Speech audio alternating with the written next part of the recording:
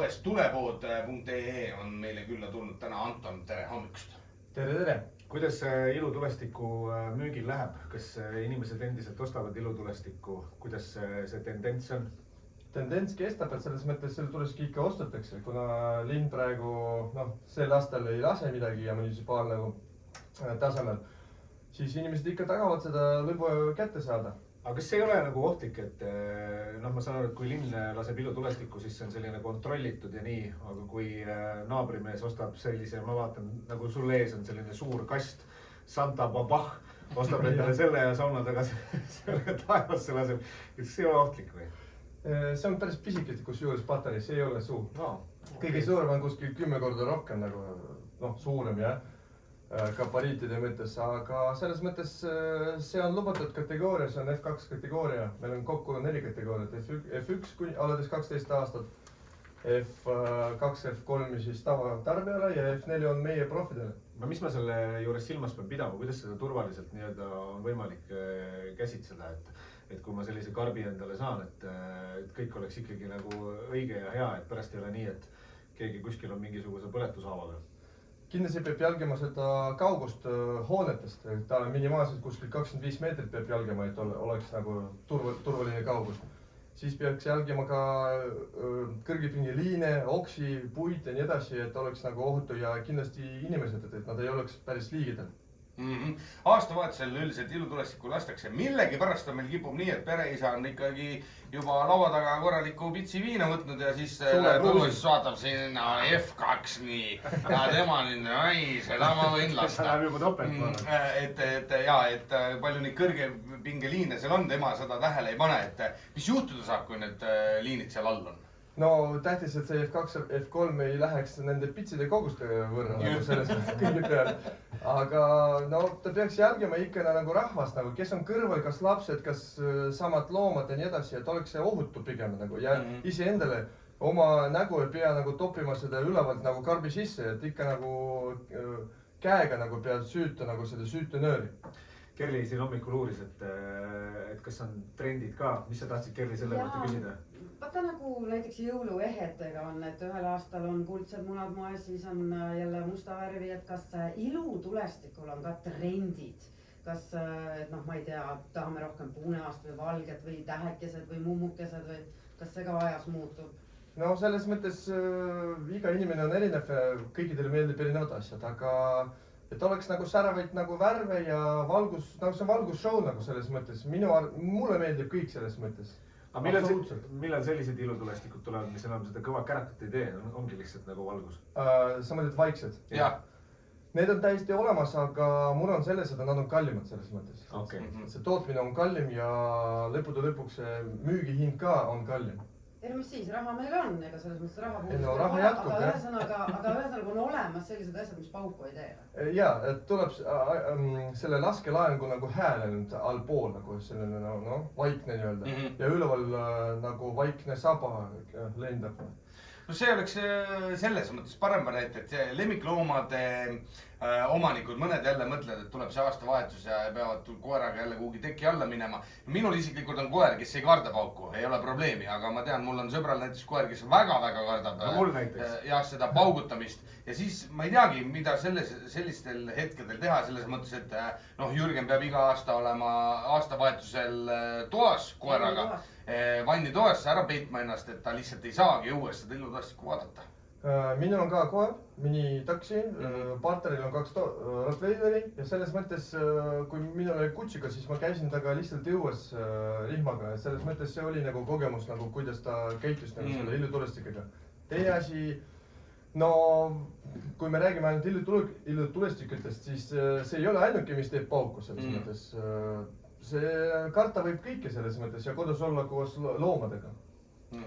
Kuule, aga kas neid karpe pannakse, ise panete ka kokku mingid nagu erinevaid, et näiteks minu käes on üks mingi pakk, siit tulevad mingid erinevad asjad välja või? Erinevad värvid, erinevad efektid ja, aga meie isiklikult ei pane.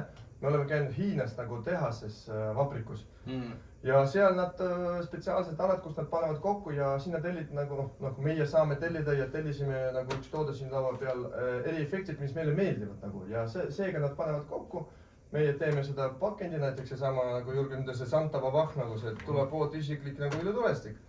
aga mis sealt Eestis välja tuleb, kui see nüüd aastavahetusel taeva poole saate, et mis sealt selle kastisest välja lendab?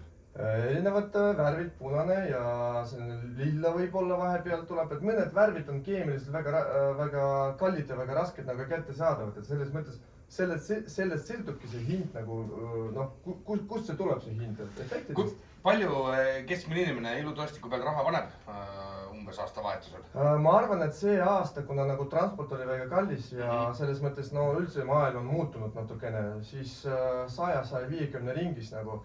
Aga mõni hull, kes tuleb, paneb sul seal, ma ei tea, 100 tonni alla, on neid ka või? 100 tonni meil maksis nagu droonishow, kus nagu ma rääkisin enda.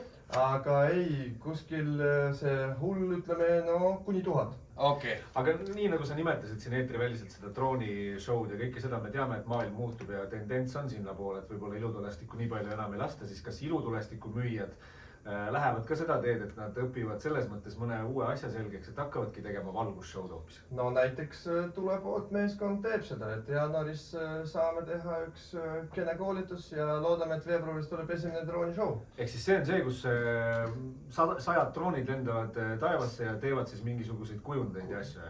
Ja see on väga raske teema ja tehnoloogia selles mõttes, kuni paar kuud võtab see kujundamine ja testimine ja 3D mudelimine. Päris äge, jääme seda droonishow'd ootama, ma loodan, et teil kõik läheb nii, nagu peab minema. Ma lihtsalt küsin lõpetuseks ka, et endal, kui nüüd kodus selline, noh, minu käes on ka üks selline F2, eks ole, kellel see midagi ütleb, kategooria 2, on selline ilutulestik, kus siin on 25 pauku sees. Kui ma tavaliselt ostan selle novembris endale ära, kas hoiustamine on ka oluline, kus ma seda hoian või võin seal ukse taga kuskil lumehanges seda hoida või? Ei, kindlasti on oluline, et te peate hoidma seda stabiilses temperatuuris, kui see on autos näiteks või garaažis, siis las ta olla seal, siis võtke välja ja siis kasutage. Ei saa teha nii, et kogu aeg nagu soojast nagu külma ja vastupidi. Et selles mõttes temperatuur peab olema stabiilne, kuna see on nagu keemia selles mõttes. Et see on väga tähtis moment, aitäh. Milline ühe ilutulestiku ettevõtja aastavahetus välja näeb, et endal on siis mingisugune Kadu on täis, käru täis särtsu kuskil see käib? No eelmine aasta müük käis kuni 11-10 nagu, et jõudsin koju, võtsin F3 näpsu ja siis läksin magama. Et see on nagu ikka, et kingsepale jäävad nii-öelda mitte midagi. No korralik, igal juhul tulepood.ee. Meil on sellel nädalal võimatu küsimus mängus ka auhinnaks 50 eurosed kinkekaardid, nii et tasub meiega kindlasti mängida, tasub minna tulepood.ee vaatama ja igal juhul Anton, me väga täname, et sa meile tulid külla ja me soovime sulle siis head vana aasta lõppu ja uut aastat ka. Ma lihtsalt küsin, et